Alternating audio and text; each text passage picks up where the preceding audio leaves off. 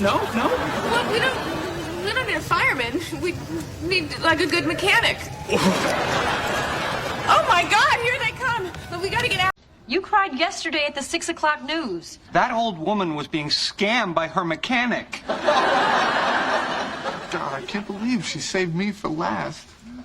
Why are they taking so long? In English vocabulary, we will learn the word mechanic.